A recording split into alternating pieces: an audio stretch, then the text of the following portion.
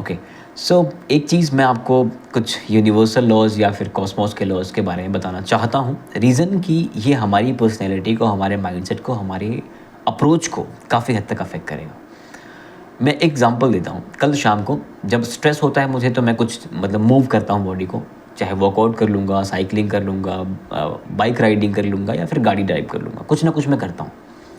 रात के 9 बजे की बात है, मैं बाइक लेके निकल गया झाड़ियों की तरफ।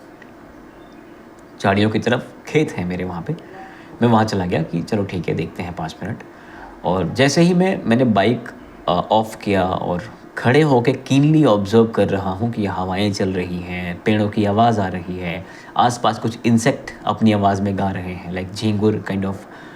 तो अचानक मुझे सामने ना कुछ दिखा, कोई काली सी चीज़ दिखी और जिसकी हाइट एटलीस्ट 7 फीट 6 फीट के आसपास थी। अब मैं उसको देख रहा हूँ, मुझे डर लग रहा है। मुझे लगा कि शायद या तो वो कोई बड़ा जानवर है या फिर वो कोई भूत है, ऐसा मुझे लगा। क्योंकि अगेन वो सर्वाइवल इंस्टिंक्ट हमारे माइंड की, जो बिलियंस ऑफ ईयर्स की जो जर्नी रही है हमारी, हमारे माइंड हमारा सबसे पहले इंडिकेट करता है ना कि सेव करो खुद को, बचाओ खुद को, सर्वाइव करो यहाँ से। तो वो इंस्टिंक्ट आनी शुरू हुई कि अगर भागोगे तो क्या होगा, नहीं। अगेन वो पॉसिबिलिटी ही थी, है ना। तो क्वांटम फिजिक्स का एक लॉ है कि कोई भी चीज़ जो आप देख रहे हो, जब तक ऑब्जर्व ना करी जाए तब तक वो सिर्फ पॉसिबिलिटी ही रहती है, ठीक है। अब वो पॉसिबिलिटी कुछ भी हो सकती है। आपका थॉट, हर एक पॉसिबिलिटी एक नए यूनिवर्स का निर्माण करता है या कर सकता है, ठीक है। सो मैं आपको ये बातें इसलिए बता रहा हूँ कि जो आपका ऑब्जर्वल इफ़ेक्ट है, जो आप ऑब्ज़र्व कर रहे हो, वो अपने आप में एक यूनिवर्स बनाना शुरू कर देगा। ये यूनिवर्सल लॉ है, ऐसा ही होता है, ठीक है। जो अभी रिसर्चेस या एविडेंस अवेलेबल है उस पे मैं बात कर रहा हूँ, कल को क्या हो आई डोंट नो, ठीक है।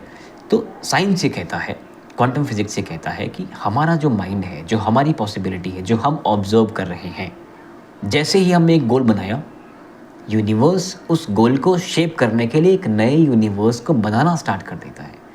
मल्टीवर्स थ्योरी में ही आता है, ठीक है। सो अगर आपका फोकस, आपका ऑब्जर्वर पॉइंट पेन है, तो पेन के अराउंड एक नया यूनिवर्स बनना शुरू हो जाएगा।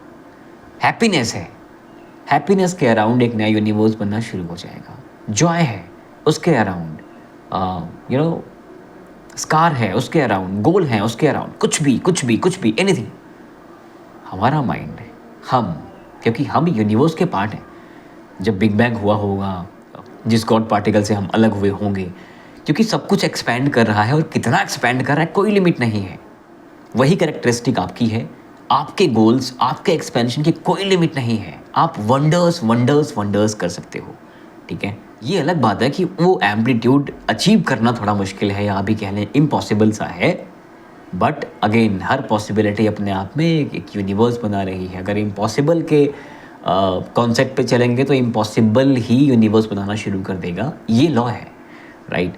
सो अगेन एक सिंपल सा रिक्वेस्ट, जो फोकस है, जहाँ भी फोकस है, एक बार हिमेश ने किसी लाइव में समझाया भी था ना, इमोशनल होम।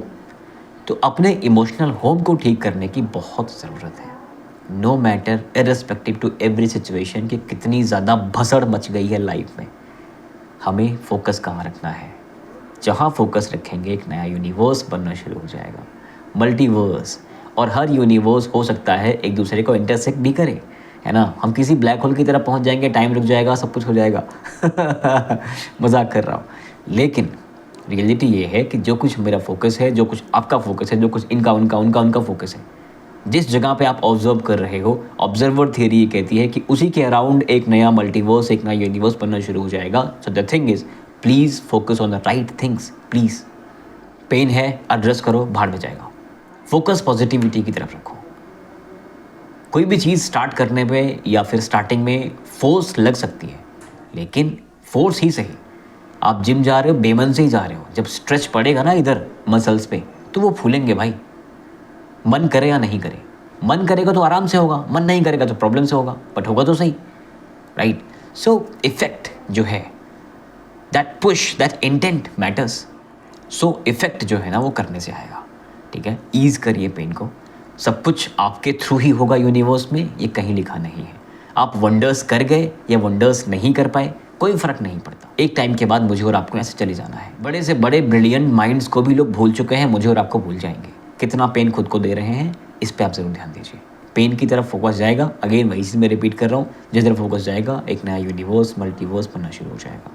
ठीक है, सो इस ज़िंदगी की भागा दौड़ी में एक चीज़ जो बहुत इंपॉर्टेंट है वो है लाइफ, अनसर्टेन लाइफ। इसलिए कितना ड्रैग करना है, कितना स्ट्रेच करना है, ये ज़रूर आप ध्यान दीजिएगा। एक लाइफ मिली है, एंजॉय करते रहिए, गोल्स को अचीव करते रहिए, क्योंकि लॉन्ग टर्म एंजॉय करने में वही आपकी हेल्प करने वाले हैं। शॉर्ट टर्म गोल के लिए या शॉर्ट टाइम चीज़ों के लिए अपने वैल्यूज से, मोरल से, एथिक्स से नीचे नहीं गिरना चाहिए। मेरा पर्सनल एक्सपीरियंस है।